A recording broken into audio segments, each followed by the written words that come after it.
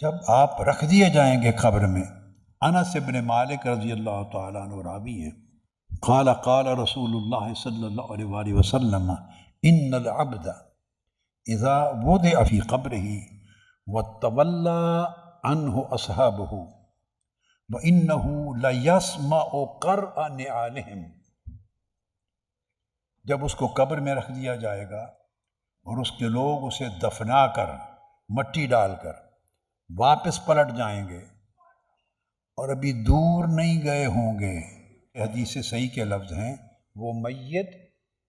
آپ کے پیچھے پلٹتے ہوئے اور چلتے ہوئے جو جوتوں کی آواز آتی ہے چلتے ہوئے وہ بھی سن رہا ہوگا۔ اِنَّهُ لَيَسْمَعُ قَرْعَ نِعَالِهِمْ، اتنا جلد کہ آپ پلٹیں گے، ابھی آپ کے چلنے کی آواز بھی میت سن رہا ہوگا کہ اسی لمحے دو فرشتے آ جائیں گے، عطاہ ملکان فیقعدانہ، اس کو اٹھا لیں گے جیسا کہ عالم برزخ کا حال ہے اس کے مطابق، بٹھا کے وہ سوال کریں گے اس سے، یا ھذا مر ربک، تمہارا رب کون ہے، وما دینک، اور تمہارا دین کیا ہے، ومن نبیک، اور تمہارا نبی کون ہے۔ بس جو عارضی زندگی ہے اس میں بے شمار سوالات بھی ہیں، جوابات بھی ہیں، اس عارضی زندگی میں بہت سے عنوانات ہیں،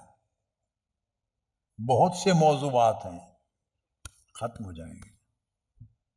قبر سے ایک ایسی زندگی شروع ہونے والی ہے جو and less and ever lasting in ending life ہے، جس کا کبھی خاتمہ نہیں ہوگا۔ قبر کی شام کے بعد جو زندگی شروع ہونے والی ہے اس زندگی کا کبھی خاتمہ نہیں ہوگا، مرحلے آئیں گے، قبر کے بعد ایک زمانہ آئے گا، اٹھائے جائیں گے، میدان حشر کا وقت گزرے گا، پھر جنت و دوزخ میں جائیں گے، حتیٰ کہ موت کو ذبح کر دیا جائے گا، بتانے کے لیے کہ اب اس کے بعد کوئی موت نہیں ہے، اب جہاں بھی جا رہے ہو ہمیشگی ہے، ہمیشہ۔ مگر قبر میں جا کے 3 سوال رہ جائیں گے، بس باقی سب سوال ختم۔ ہماری ساری زندگی میں 1000 سوال ہیں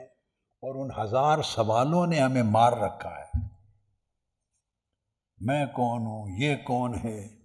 اس نے میری عزت نہیں کی، اس نے میرا مقام و مرتبہ نہیں پہچانا، اس نے میرا حق نہیں دیا، اس نے مجھے اس جگہ نہیں بتایا، یہ مجھ سے محبت نہیں کرتا، یہ مجھے اچھا نہیں جانتی۔ ہمارے 1000 سوالات ہیں اور 1000 سوالات کی جہنم میں ہم شب و روز جلتے رہتے ہیں۔ مگر یاد رکھ لیں، جب ہمیشگی کی زندگی شروع ہونی ہے سارے سوالات ختم ہو جائیں گے، صرف 3 بچ جائیں گے۔